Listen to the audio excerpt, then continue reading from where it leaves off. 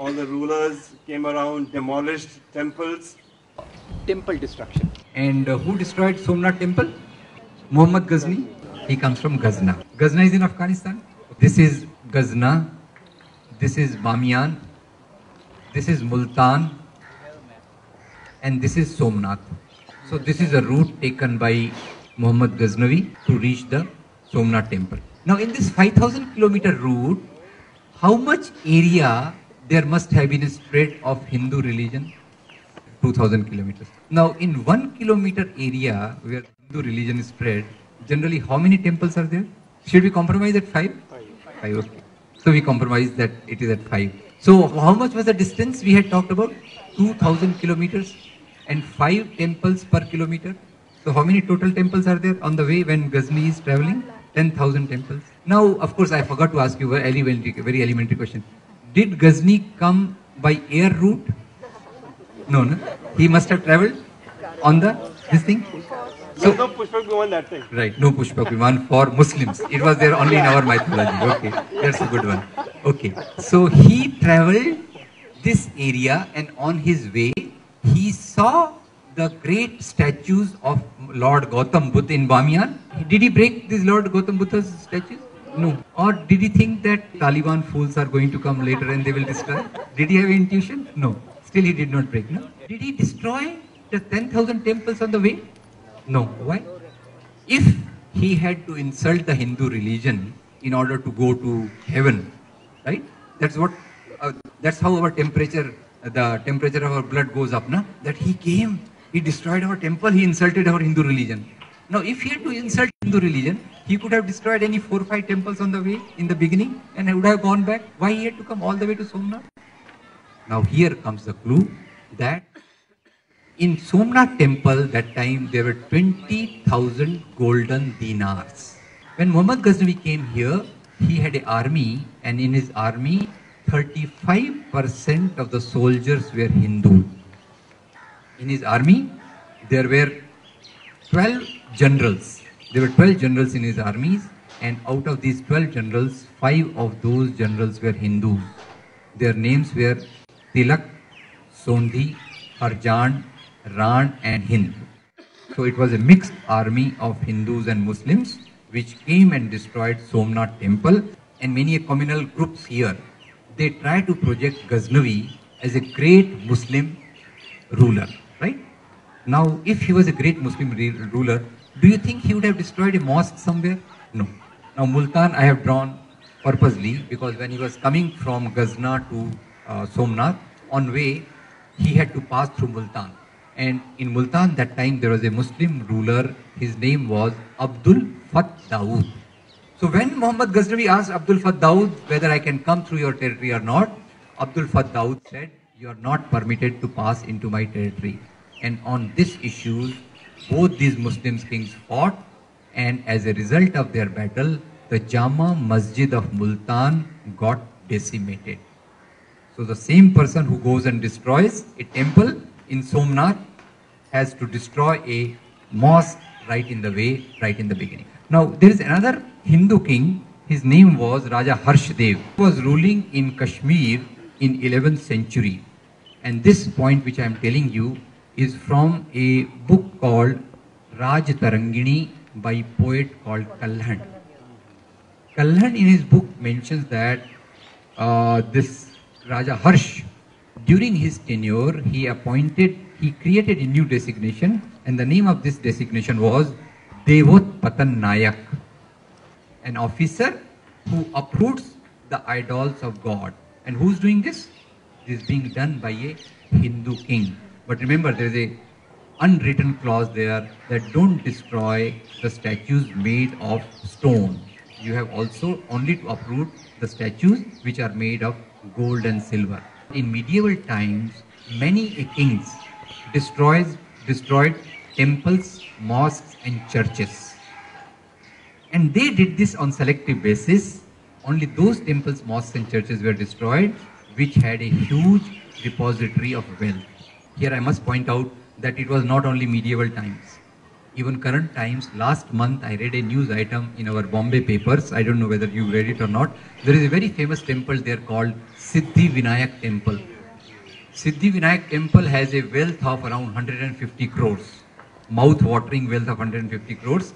And there are two groups which are competing with each other as to which group can corner more money out of that.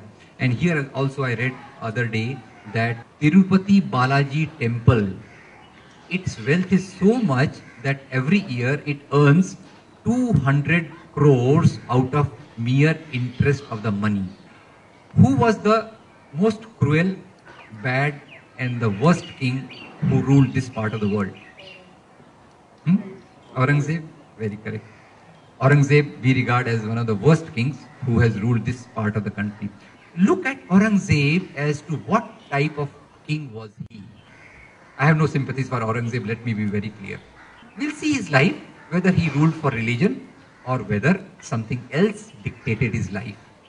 Now, to begin with, once the Nawab of Golconda, his name was Tana Shah. Tana Shah did not pay tribute to Aurangzeb for 3 consecutive years. And he said that there is a problem in his country, there is no proper crops, so people do not have money to give the tribute. Now Aurangzeb was very clever. He sent his spies to find out as where is the wealth of Tana Shah. They found out that Tana Shah has hidden his wealth under a mosque in Golconda. Aurangzeb sent his army to destroy the mosque and to take away the wealth to his treasury in Delhi. So those people who think that Aurangzeb was a great Muslim king and an anti-Hindu king just have to think a bit about him. Now second episode about Aurangzeb, this I am quoting from a book, Feathers and Stone by Pattabi Sitaramaiah. Now once Aurangzeb was going from Delhi to Calcutta, and in his entourage there were 44 Hindu kings. Does it ring some bell? Aurangzeb, most cruel, most anti-Hindu king, and there are 44 Hindu kings in his entourage. Okay. Now, here I can ask you that do you know the Navratnas of Akbar's court? Can you tell me some Hindu names from that? Tansen, Birbal, right? So Muslim kings and Hindu officials.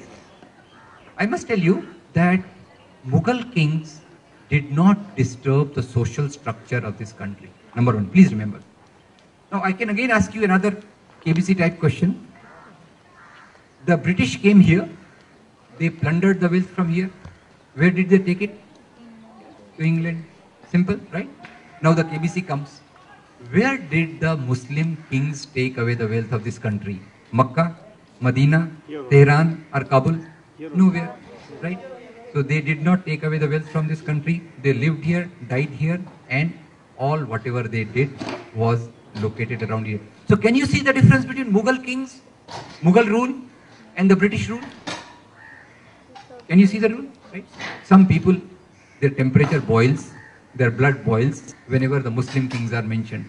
By and large, they are quiet about the British rule. I don't know the reason. This is a homework for you to find out. Those who shout very much against the terrorism, against the Mughal rule, the Muslim rules, by and large, they will keep quiet about George Bush, British rule, etc., etc. That's of course an incidental point. Coming back to Aurangzeb. During Mughal period, the number of court officials in the Mughal kingdoms went on rising. Now Babar, now these days most of the politics goes on in the name of Babar, na? And if you have to derogate somebody, you can use the word Babar ki aulad. Who invited Babar to come to India? There was a king called Rana Sanga. Rana Sanga that time was having a battle against Ibrahim Lodi. Rana Sanga sent a message to Babar that you come, we will jointly defeat Ibrahim Lodi and we'll rule the country jointly, right? Babar came in partnership, they defeated Ibrahim Lodi. Later on their partnership had a problem. Babar defeated Rana Sanga and he became the emperor, right?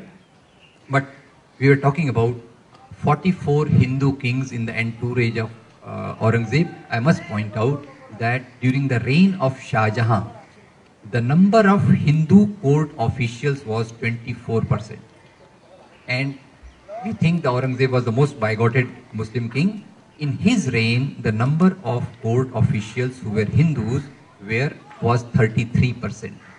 Now again, one more question. Who was the chief Senapati, chief general of Akbar? Raja Man Singh. Who was one of the major generals of Aurangzeb? Raja Jai Singh, right? So just think about this Hindu-Muslim divide, because generally we will think that, because you can otherwise question my story that where did the 44 Hindu kings come into the Aurangzeb's entourage, right? Now, for 44, these Hindu kings, they were also accompanied by their main wives. I hope you get the point. All their wives were not with them. So how many wives were there in that entourage? How many queens were there in the entourage? 44, right? Now this karma, this entourage is going via Kashi, Banaras, right? Now, when this entourage was passing the city of Banaras, then the queens, 44 queens, they passed on their request to Aurangzeb through their husbands that we are passing through such a holy place, why don't we stay here for the night so that we can have a holy dip in Ganges and have darshan of Lord Vishwanath. Now, when this request went to Aurangzeb, Aurangzeb gladly accepted it, and the entourage stopped at Banaras. Next day morning, 44 queens woke up early, went for holy bath in the Ganges, and after having the bath, they came to the temple and had the darshan of Lord Vishwanath. While returning, how many queens had gone? 44. 43 queens returned. The Maharani of Kutch did not return. Now, this is a very painful story.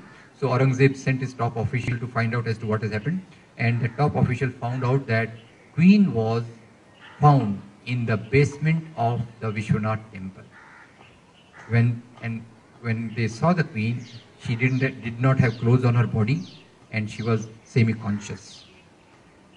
She was brought into the senses and she was put on the clothes. And when asked as to what has happened to you, she said that the Mahant of this temple has raped me. So this was such a painful thing for most of the people, that Aurangzeb gave death punishment to that Mahant. And then the king said that this place has become defiled. On the top is the Lord Vishwanath idol, and on the bottom such a dirty thing is going on. The place has become unholy. Aurangzeb said, I will give money from my treasury so that you can build another temple. You said he is the most horrible king. So he gives money from his treasury so that another temple can be built where the idol of Lord Vishwanath can be located. If you go to Kashi Vrindavan area, you will see a temple where the Lord is adorned with gold ornaments whose weight must not be less than a kilogram. And the pujari of the temple has a farman from Aurangzeb.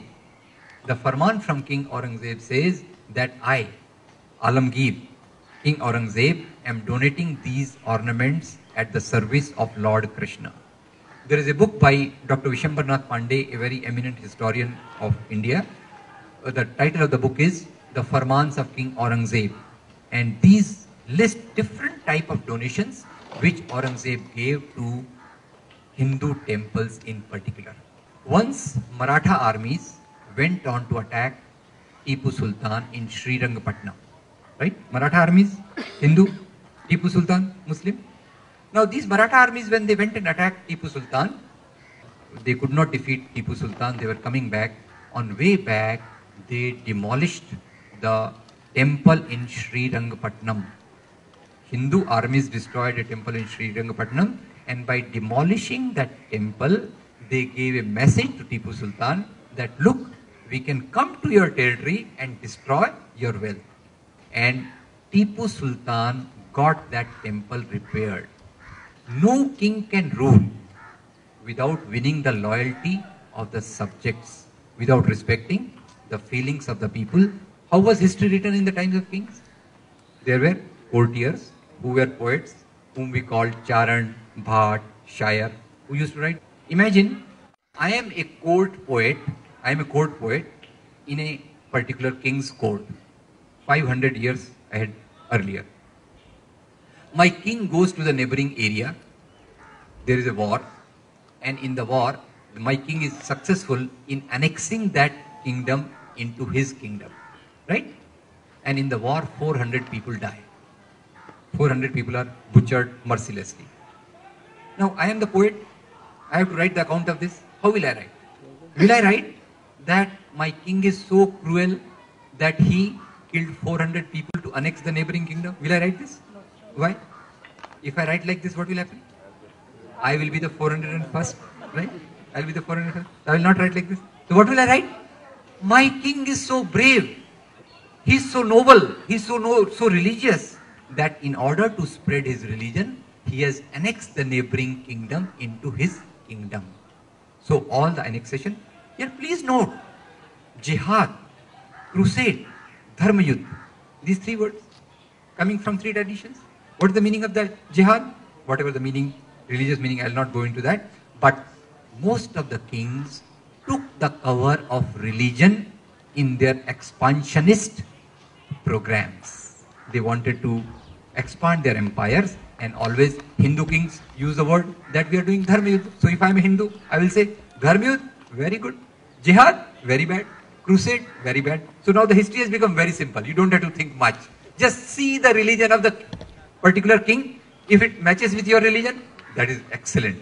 So if the king belonging to your religion goes to Kabul and Kandahar, Bali and Sumatra, it's a brave act. But if the king from the other religion comes and rules here, that's a very bad act. So this is what history has been reduced to in the hands of the people who are very short-sighted, very narrow-minded. And the crux of the history, what should be the crux of history? Why we should study history? How should it guide us? The basic thing about history, production, social relations, people, their plight, I think that should be the focus of history, and that has been lost.